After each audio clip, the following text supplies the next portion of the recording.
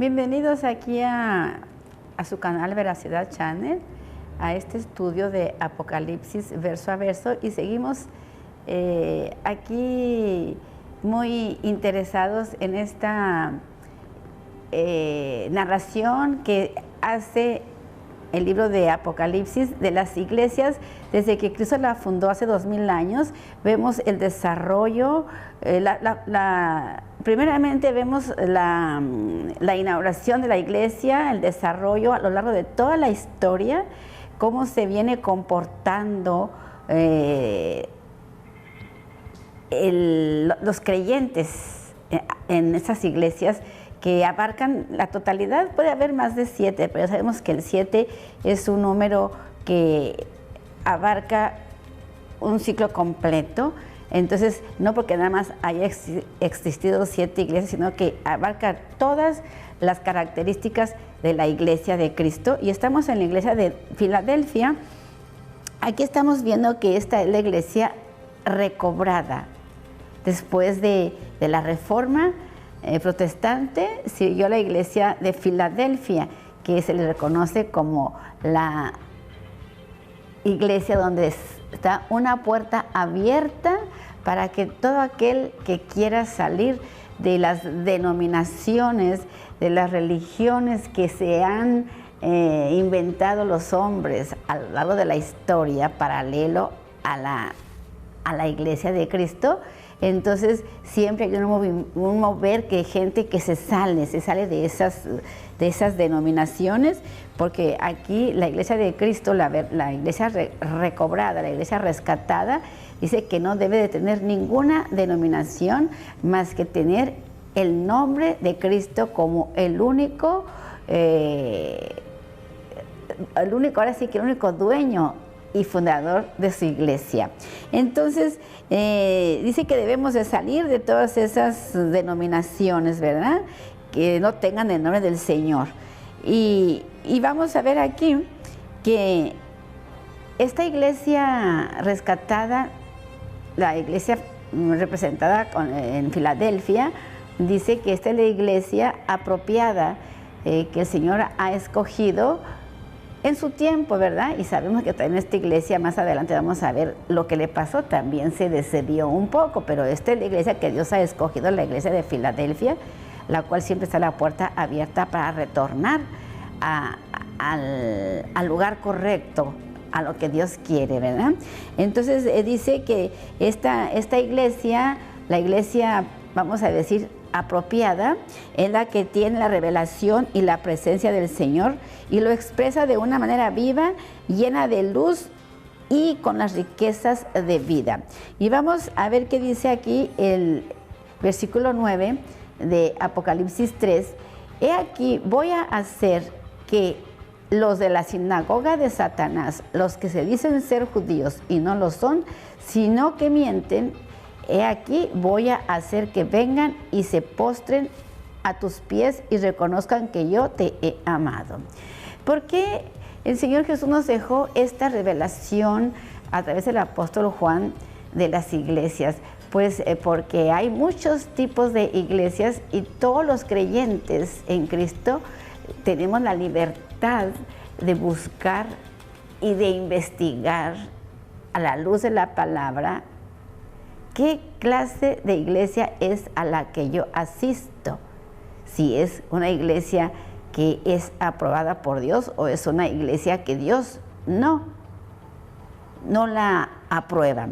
Y aquí vamos a ver qué dice en esta enseñanza del versículo 2, cuando dice que de la sinagoga de Satanás, nos está diciendo que la meta de todo el plan de redención de Dios consiste precisamente desde un principio en tener un solo templo en la tierra, un solo templo que dé testimonio de Él y de la unidad de su propio pueblo.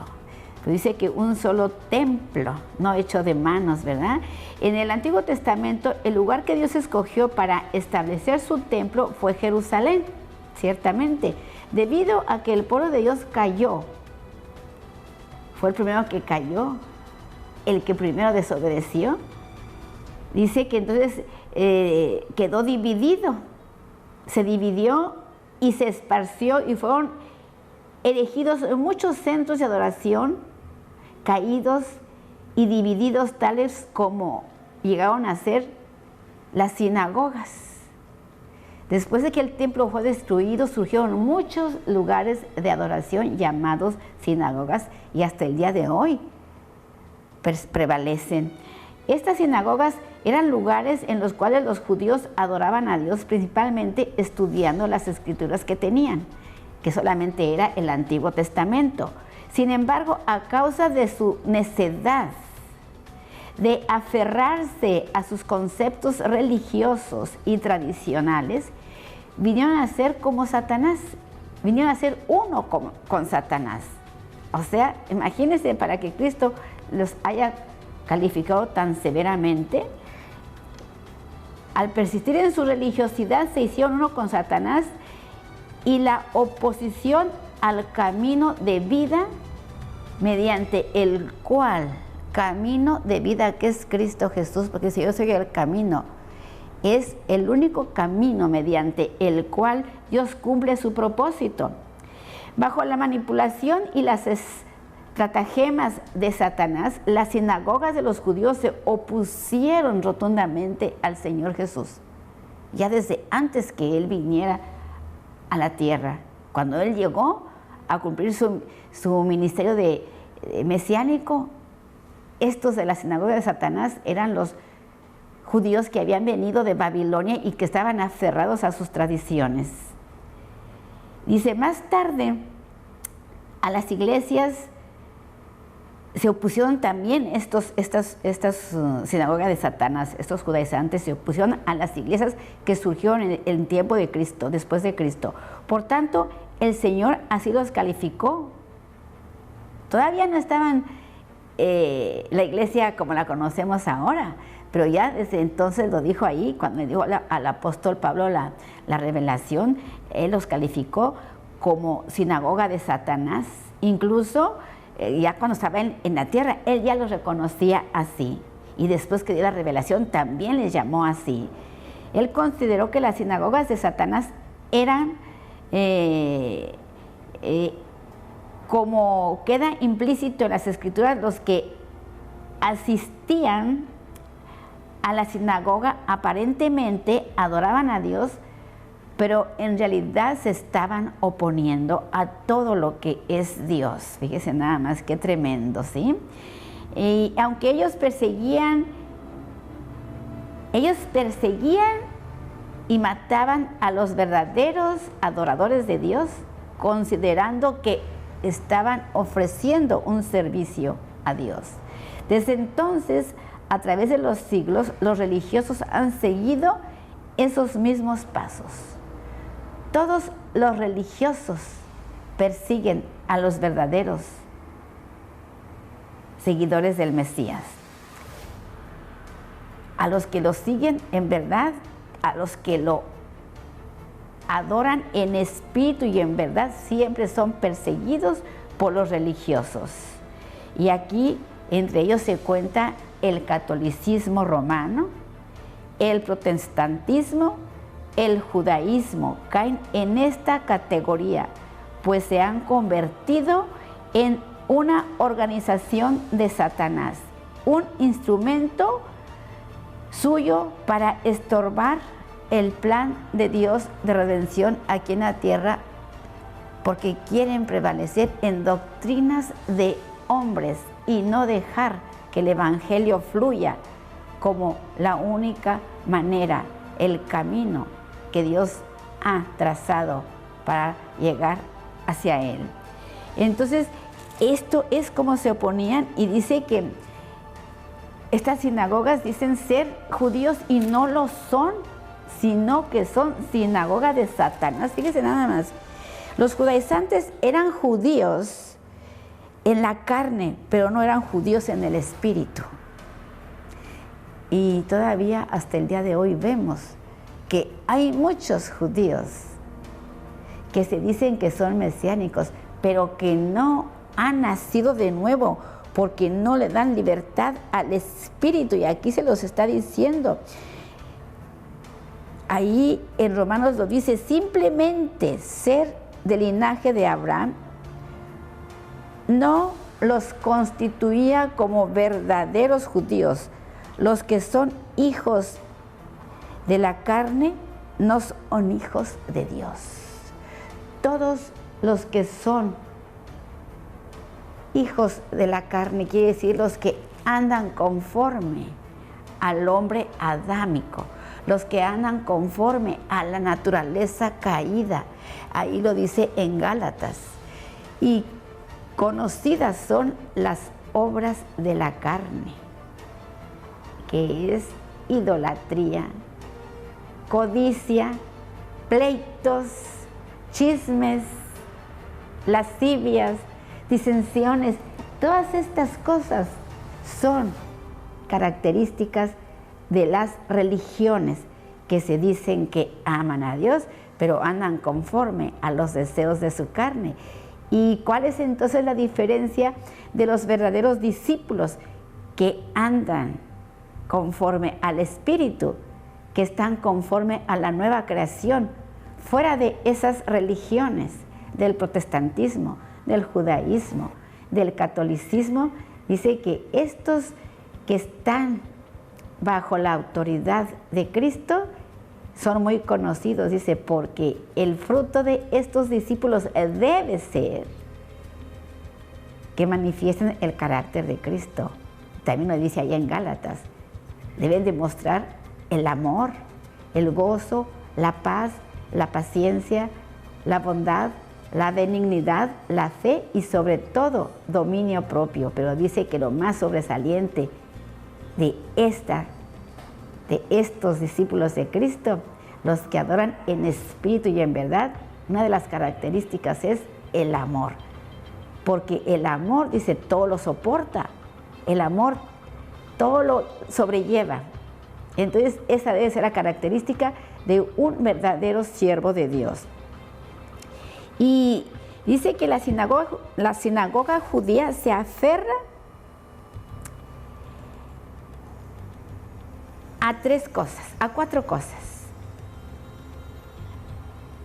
La sinagoga judía se aferra al sacerdocio, que es el único que puede mediar entre Dios y los hombres.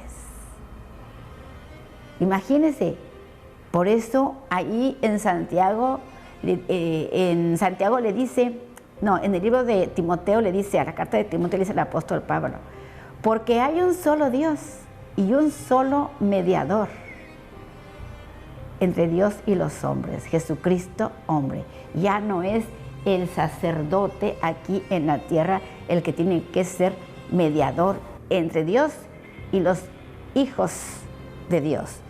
Entonces, esa es una de las características de los religiosos, que se aferran al sacerdocio mediador, a las ordenanzas de la letra, que son los judaizantes, y el templo material.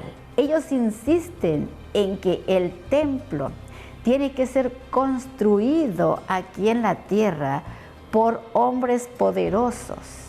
El tercer templo que tiene que ser construido, porque en ese templo es en el cual va a venir a gobernar el rey Mesías. Se aferran a ese templo material y también se aferran a las promesas terrenales. Por eso, desde 1948, que surgió Israel como un nuevo estado, hubo un auge desde entonces, un auge material impredecible ahí en Jerusalén, en el país de Israel. Impredecible. Son los mejores agricultores, los mejores científicos, los mejores médicos, los mejores historiadores, los mejores en muchas cosas, en medicina, pero sencillamente no han nacido de nuevo. Espiritualmente no están siguiendo las enseñanzas de la Torá. Ellos están centrados en las cosas terrenales. La iglesia restaurada, que es la iglesia de Filadelfia, la iglesia rescatada, ha derrotado al judaísmo al poner en evidencia el error y la terquedad de los judíos de aferrarse a estas 4 cosas: al sacerdocio mediador, a las ordenanzas de la letra, al templo terrenal y a las bendiciones terrenales.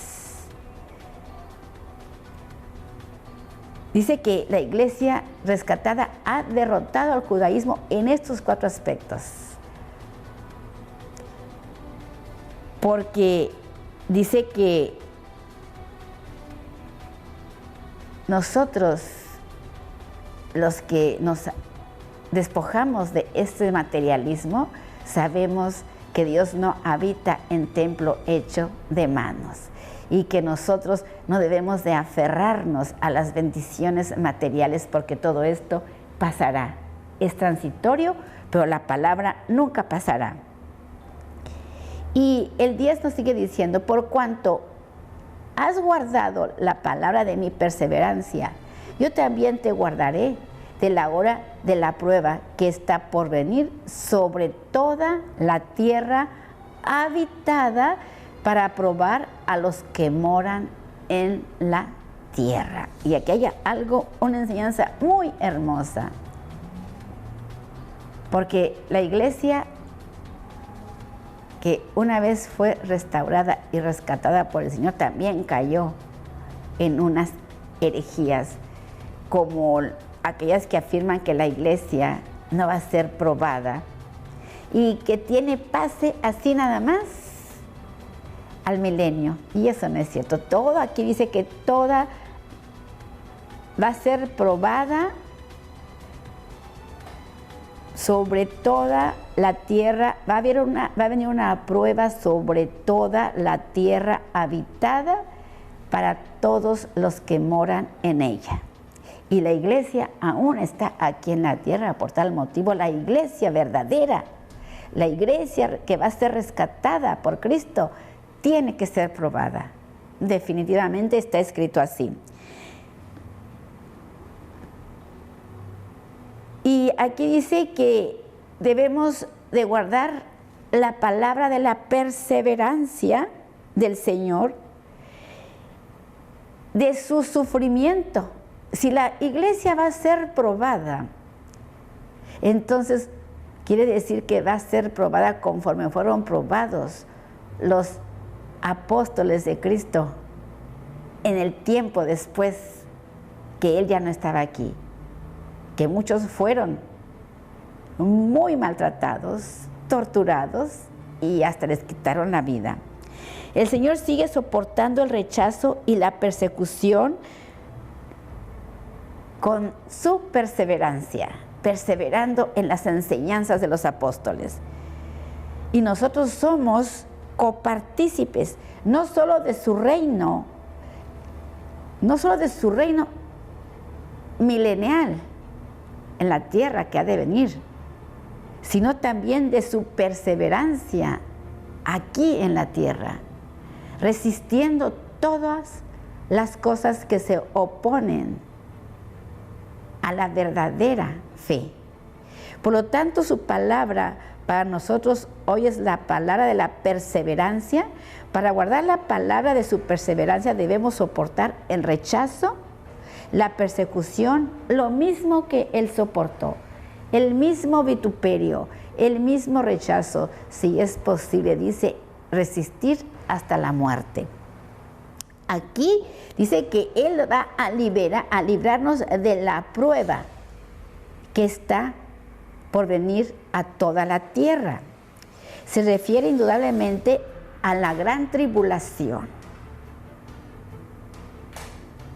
Probablemente ahí va a haber mucha iglesia de Cristo en la gran tribulación, la que no fue rescatada en el rapto.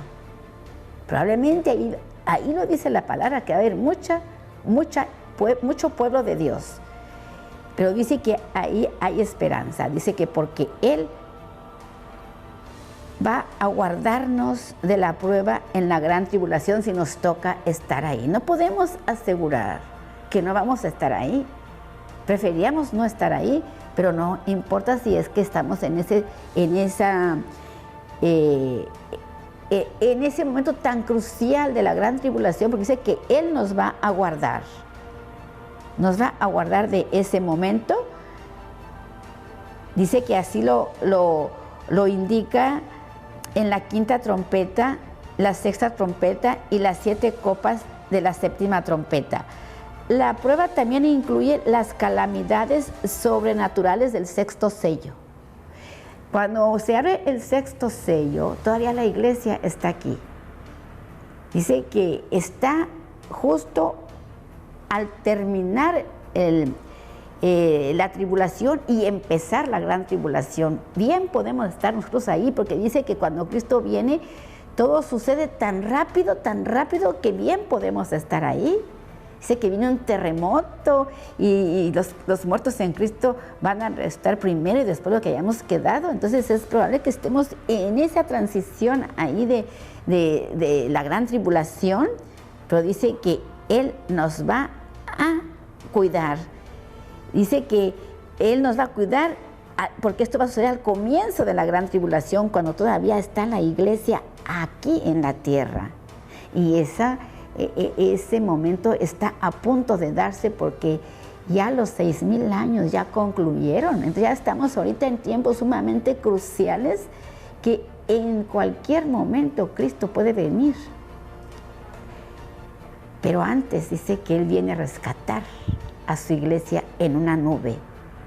Y eso nosotros estamos esperando, no pasar a la gran tribulación, sino más bien estamos esperando la resurrección. Entonces dice que el Señor nos promete a la iglesia, a esta iglesia, recordar que la guardará de la hora de la prueba. Y no solo de la prueba, sino también de la hora de la prueba. Él nos va a guardar justo en el momento para que nosotros no estemos en ese lugar tan terrible de la gran tribulación.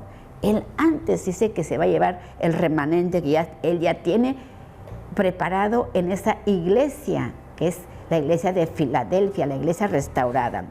Por eso esa puerta está abierta para que ahorita todos entremos por ahí, que todos salgamos de esas denominaciones que quizá no sea la iglesia que Cristo viene a rescatar.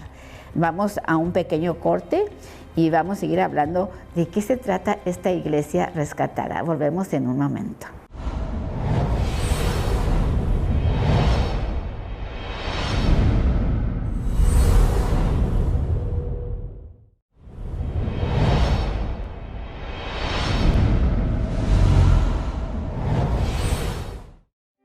Bueno, seguimos aquí viendo esta enseñanza tan hermosa de la iglesia de Filadelfia, la iglesia en proceso de ser rescatada por el Señor, donde está la puerta abierta. Dice, esfuércense por entrar por la puerta que es Cristo. Dice, yo soy la puerta. No dice, soy una puerta, yo soy la puerta. Hay muchas puertas, pero solamente hay una puerta que Dios promete a los que entran por ella, guardarnos de la prueba que vendrá sobre todos los moradores de la tierra.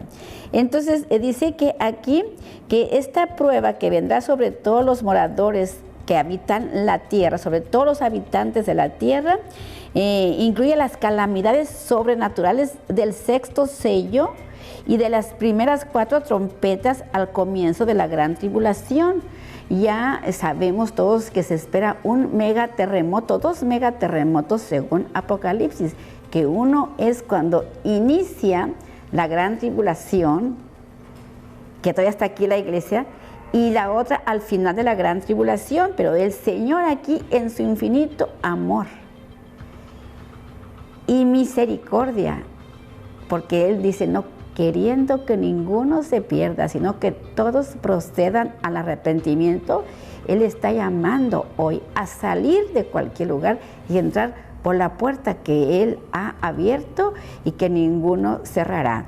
Dice que Él promete a esta iglesia de Filadelfia, iglesia en proceso de restauración, que la guardará de la hora de la prueba, y no solo de la prueba, sino también de la hora de la prueba, porque ella ha guardado la palabra de la perseverancia. Esta promesa del Señor, tal como su promesa aquí en Lucas 21:36, vamos a ver qué dice la palabra aquí en Lucas 21:36. Dice su bendita palabra: velad pues en todo tiempo, orando, que seáis tenidos por dignos de escapar de todas estas cosas que vendrán y de estar en pie delante del Hijo del Hombre. Dice, escapa por tu vida, como lo hizo Lot. Escapa por tu vida, entra por la puerta adecuada a la presencia del Señor. Esto nos indica que los santos que guardan la palabra de la perseverancia, el Señor será nuestro refugio. Dice que Él nos va a esconder de todas esas calamidades. Nos va a esconder en una nube, nos va a levantar en una nube. Fíjese qué cosa tan hermosa. Dice que Él vendrá con sus ángeles y nos guardará y nos levantará antes de la gran prueba, lo cual implica que los que no guarden la palabra de la perseverancia del Señor serán dejados en la prueba que vendrá sobre toda la tierra habitada, y ahí va a haber muchas iglesias pasando esa prueba. Por eso el llamado es para hoy, porque pronto es tarde. Y dice el 11 de aquí de Apocalipsis 3: yo vengo pronto, retén lo que tienes para que ninguno tome tu corona. Retén lo que tienes. Aquí el Señor está impartiendo a la iglesia restaurada la expectativa que va a venir por esta iglesia restaurada, porque la ama. La ama porque es perseverante y porque está reteniendo lo que tiene. O sea, está aferrada a nuestro Mesías. Así hay que aferrarse. Ahorita, en este momento, pase lo que pase, venga lo que venga, debemos estar aferrados a nuestro Señor y Salvador. La iglesia restaurada, rescatada, ya ha obtenido su corona. Sin embargo, si no retiene lo que posee en esta época que se está restaurando, que se está rescatando de las religiones, hasta que el Señor venga, dice, si no se aferra, si no retiene, si no guarda celosamente la corona, dice que se le puede quitar, que su nombre podrá ser borrado del árbol de la vida. Así lo dice. Si nosotros pasamos a la gran tribulación, es porque nuestro nombre fue borrado del árbol de la vida y lo podemos recuperar en el milenio. Pero mientras tanto, debemos de aferrarnos y no despreciar esta expectativa, este regalo tan grande del rescate. Escapemos por nuestra vida, dice la palabra.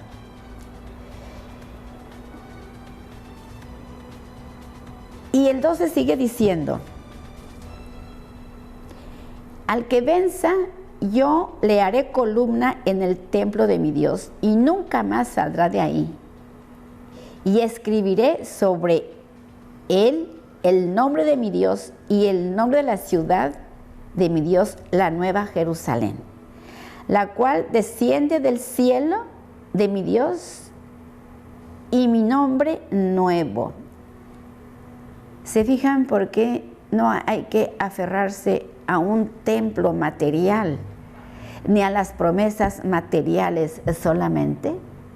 Porque viene un cielo nuevo, una nueva tierra, viene la nueva Jerusalén, la que viene del cielo, que no tiene nada que ver con lo que estamos ahorita nosotros, a lo que estamos nosotros aferrándonos, como los judaizantes, dice aquí la enseñanza.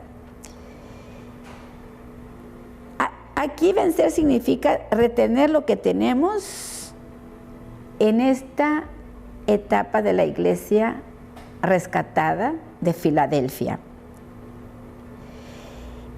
El que venza será una piedra transformada para el edificio de Dios. Aquí será hecho una columna edificada en el templo de Dios. Por ser parte del edificio de Dios, el que haya vencido nunca más saldrá de ahí. Esta promesa como premio para los vencedores se cumplirá en el reino milenial. Dice que en el reino milenial va a haber varios tipos de gente, pero la iglesia que no se fue en el rescate o en el rapto, como lo conocemos muchas iglesias se van a quedar porque son los que representan las 5 vírgenes insensatas. Aquí está prefigurada cuál es la iglesia que se va en el rescate.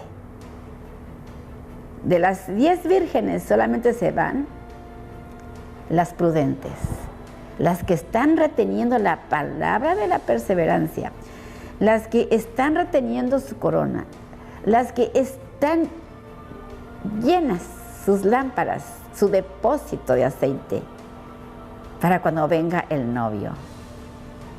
Ellas son las que van a irse con el Señor antes de que suceda la gran tribulación. Pero las imprudentes, las que se quedan, no quiere decir que se perdieron. Temporalmente su nombre va a ser borrado, pero se va a poder reinscribir su nombre cuando sean disciplinadas en el milenio. Porque aquí dice que el vencedor va a tener un premio, que va a estar gobernando juntamente con Cristo en el milenio, y los demás van a ser disciplinados para que su nombre vuelva a ser inscrito en el libro de la vida, porque dice que en el milenio Él va a regir a todas las naciones, las va a regir con vara de hierro. Y vamos a ver qué dice aquí de esto. Es muy interesante ver aquí este capítulo 12, hacer aquí un énfasis. Vamos a ver qué dice en Apocalipsis. No, primero vamos a Gálatas 2:9. A ver qué nos dice aquí. ¿Quiénes son estos vencedores? En Gálatas 2:9.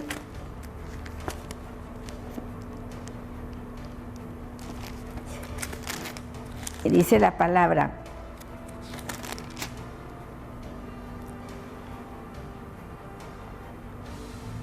dice el apóstol Pablo, está hablando aquí, y reconociendo la gracia que me había sido dada, Jacobo, Cefas y Juan, que eran considerados como columnas, nos dieron a mí y a Bernabé la diestra en señal de compañerismo, para que nosotros fuésemos a los gentiles y ellos a la circuncisión. Mire, aquí está el apóstol Pedro, es una columna de ese templo, es una columna, dice, los haré columna en el templo de Dios. Y esa promesa es para los que ahorita nos estamos esforzando. Nosotros, tú, yo, cualquiera que se esfuerce puede ser columna de ese templo de Dios. Ese es algo que motiva mucho, para seguir perseverando en lo que tenemos, para seguir luchando por guardar la palabra pura, sin contaminación, sin levadura. Y vamos ahora que dice en Apocalipsis 7:15, nos dice la bendita palabra de estas promesas que debemos de aferrarnos. Por eso dice, esa es la recompensa, si nosotros nos aferramos ahorita. Por esto están delante del trono de Dios y les sirven día y noche en su templo. A aquel que está sentado sobre el trono extenderá su tabernáculo sobre ellos. Ese es para el que venza. Gloriosas palabras.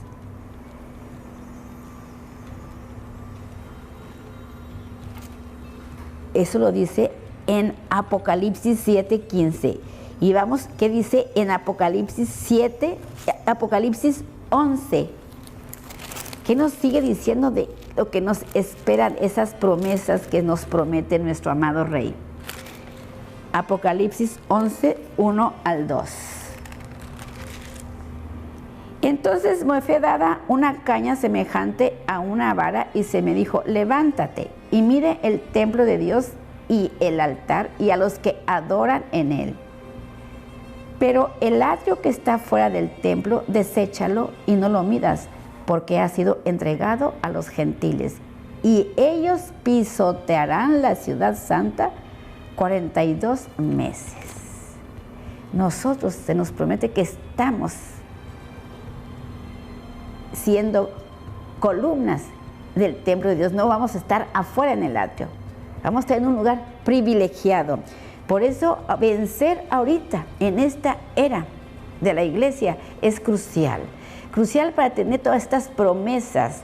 No solamente tener la salvación, tener, aparte de la salvación, tener estas preciosísimas y grandísimas promesas de participar de la naturaleza del mismo Dios en el reino milenial.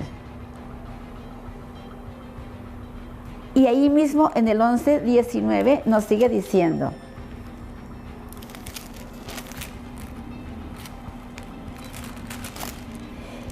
y fue abierto el templo de Dios que está en el cielo, y el arca de su pacto se veía en su templo, y hubo relámpagos, voces, truenos, un terremoto y grande granizo. Esto es al final de la tribulación, cuando ya no está su iglesia recobrada, cuando ya no está su iglesia que Él ha elegido, la iglesia rescatada, la iglesia de Filadelfia. Y en el 14:15 de Apocalipsis, dice lo siguiente: miré y he aquí una nube blanca, y sobre la nube uno sentado semejante al Hijo del Hombre, que tenía en la cabeza una corona de oro y en la mano una hoz aguda. Salió otro ángel del templo que está en el cielo, teniendo también una hoz aguda. Y mire todo esto lo está viendo la iglesia rescatada del Señor. Todo esto lo está viendo. Y el 15:5 dice, después de estas cosas miré, porque aquí está el apóstol Juan, que él es columna del templo de Dios. Él lo está viendo. Recuerden que todo esto es lo que está sucediendo en el cielo. Es una profecía que la vamos nosotros a experimentar si somos vencedores aquí en esta era de la iglesia rescatada. Después de estas cosas, 15:5, miré y fue abierto en el cielo el templo del tabernáculo del testimonio. Todo esto lo está viendo el apóstol Juan. Y todo esto lo podemos ver también nosotros, si nos esforzamos en retener aquí lo que Dios nos ha dado ya de antemano.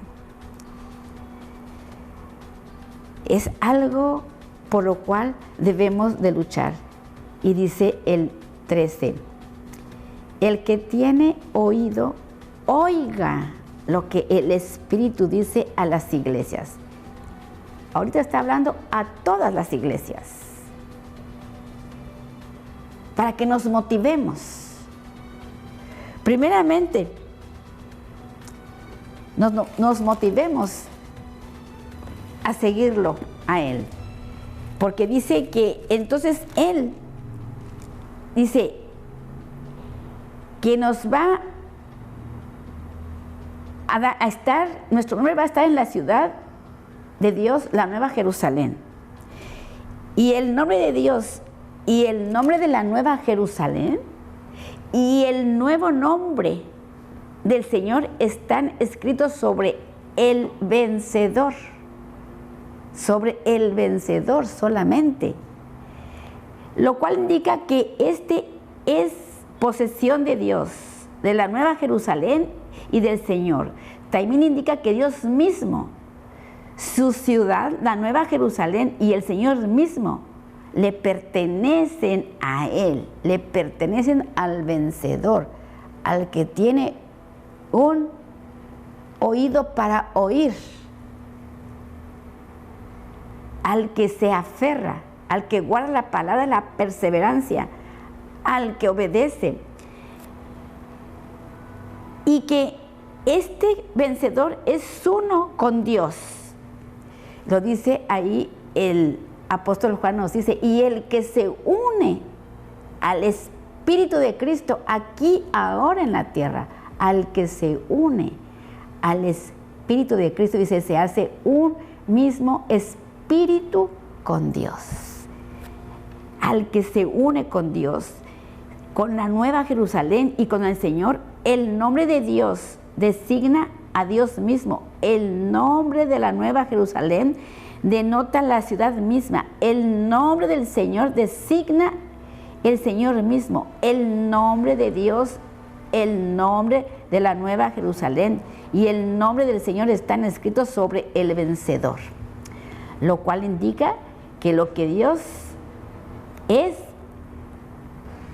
dice que el apóstol Pedro dice que nosotros, si guardamos la palabra del Señor, que seremos participantes de la naturaleza divina. Y sabía por qué lo decía. Él sabía por qué lo decía, porque él tuvo que pasar por muchas cosas para poder dejarnos esas enseñanzas tan hermosas.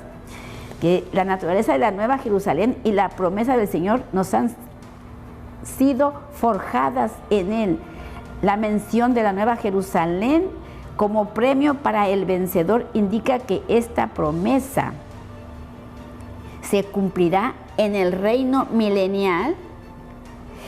La Nueva Jerusalén en el reino milenario será un premio solo para los santos vencedores, mientras que la Nueva Jerusalén en el cielo nuevo y en la tierra nueva será la porción para todos los redimidos.